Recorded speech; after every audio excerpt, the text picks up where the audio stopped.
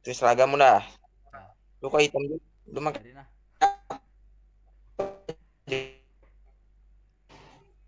sabar sama gua. Ya, Oke, udah belum? dah. Sabar dulu, gua ngelek. Ya udah gue aja ya. Udah. Bismillahirrahmanirrahim. Assalamualaikum warahmatullahi wabarakatuh. Waalaikumsalam warahmatullahi wabarakatuh. Perkenalkan kami dari kelompok 12 yang ingin menjelaskan tentang distribusi seragam. Sebelum melanjut ke materinya, izinkan kami untuk memperkenalkan diri terlebih dahulu. Yang pertama ada Kafka, absen 18. Yang kedua ada Nafila Kirania Mufid, absen 25. Yang ketiga ada saya sendiri, Juru Sukma Pangestu, absen 36. Lanjut ke materi. Baik, untuk materi pertama yaitu distribusi seragam. Distribusi seragam merupakan jenis distribusi peluang, di mana semua nilai dalam rentang tertentu memiliki peluang yang sama untuk terjadi. Dalam distribusi seragam, probabilitas munculnya setiap nilai adalah konstan dan merata. Hal ini berarti bahwa setiap nilai memiliki peluang yang sama untuk terjadi tanpa adanya preferensi atau ketidakseimbangan. Distribusi seragam dapat ditetapkan baik pada data diskrit maupun kontinu. Untuk distribusi seragam diskrit, distribusi peluang seragam diskrit adalah jenis distribusi peluang di mana semua nilai peluang memiliki nilai yang sama. Dalam distribusi seragam diskrit, setiap nilai yang mungkin memiliki peluang yang sama untuk terjadi. Jika variabel acak X dengan nilai X1, X2, X3 sampai Xn yang peluangnya sama, maka distribusinya seragam diskrit dapat ditentukan oleh f Xn 1 per n, X sama dengan X1, X2, X3, dan Xn. Untuk mencari mean atau nilai harapannya yaitu n plus 1 per 2. Dan untuk mencari variansinya itu n pangkat 2 kurang 1 per 12.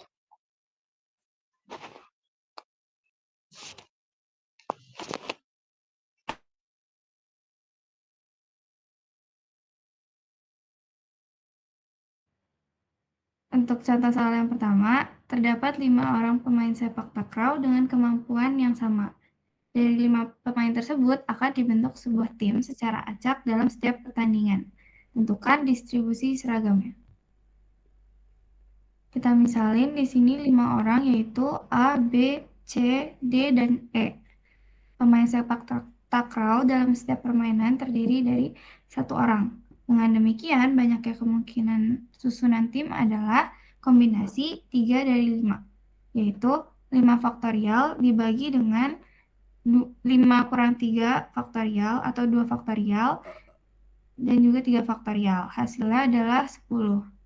Nah, jika ruang sampel adalah tim, maka S di sini 1, 2, 3, sampai dengan 10 dengan distribusi seragamnya, yaitu Fx, 10, yaitu 1 per 10. Dengan X 1, 2, 3, sampai dengan 10. Untuk contoh soal yang kedua, dalam sebuah kotak terdapat 5 bola pingpong yang diberi nomor 1, 2, 3, 4, dan juga 5. Jika dipilih secara acak, tentukan mean dan juga variansinya. Untuk mencari mean, kita tambahin dulu semua ini bolanya tadi. Jadi 1 plus 2 plus 3 plus 4 plus 5, yaitu 15, dan dibagi dengan 5. Hasilnya 3. Untuk variansinya di sini 1 min 3 kuadrat ditambah dengan 2 min 3 kuadrat ditambah dengan 3 min 3 kuadrat ditambah 4 min 3 kuadrat tambah 5 min 3 kuadrat, terus setelah dijumlahkan dibagi dengan 5. Hasilnya itu 10 per 5 atau 2. Selanjutnya ada distribusi seragam kontinu. Distribusi peluang kontinu yang paling sederhana yaitu distribusi peluang di mana semua nilai peluangnya sama. Distribusi peluang semacam itu disebut dengan distribusi seragam kontinu atau uniform. Berikut definisi yang berkaitan dengan distribusi seragam kontinu. Jika pengubah acak kontinu X pada selang A, B dengan nilai peluang yang sama, maka distribusi seragam kontinunya dapat ditentukan oleh f X, A, B 1 per B min A kurang dari sama dengan X kurang dari sama dengan B. Lambang fx, A, B digunakan sebagai pengganti fungsi fx untuk menunjukkan bahwa distribusi seragam tersebut bergantung pada selang A, B. Untuk mencari nilai mean atau nilai harapan, itu mean sama dengan A plus B per 2. Untuk variansinya dirumuskan sebagai B min A kuadrat per 12.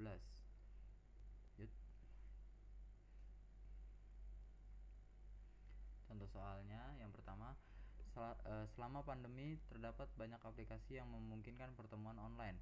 Penyewaan ruang pertemuan online dengan harga termurah memfasilitasi pertemuan untuk kapasitas 100 peserta dalam satu sesi dengan durasi tidak lebih dari 4 jam. Misalkan X adalah variabel acak yang mewakili durasi pertemuan online yang memiliki distribusi seragam. Tentukan yang pertama fungsi densitas peluang dari X, yang kedua peluang bahwa suatu pertemuan berlangsung 3 jam atau lebih.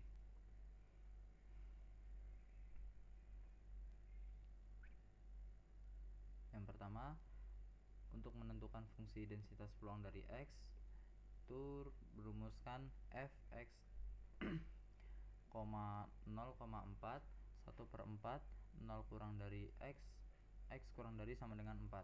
Yang kedua, untuk menentukan peluang bahwa suatu pertemuan berlangsung 3 jam atau lebihnya itu Px lebih dari sama dengan 3 sama dengan P3 kurang dari sama dengan X kurang dari sama dengan 4 sama dengan integral 3 sampai 4 dari seperempat dx sama dengan seperempat dikali 4 min 3 yang hasilnya itu 1 per 4.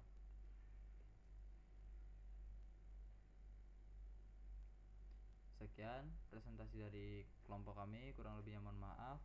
Terima kasih. Wassalamualaikum warahmatullahi wabarakatuh. Wabarakatuh.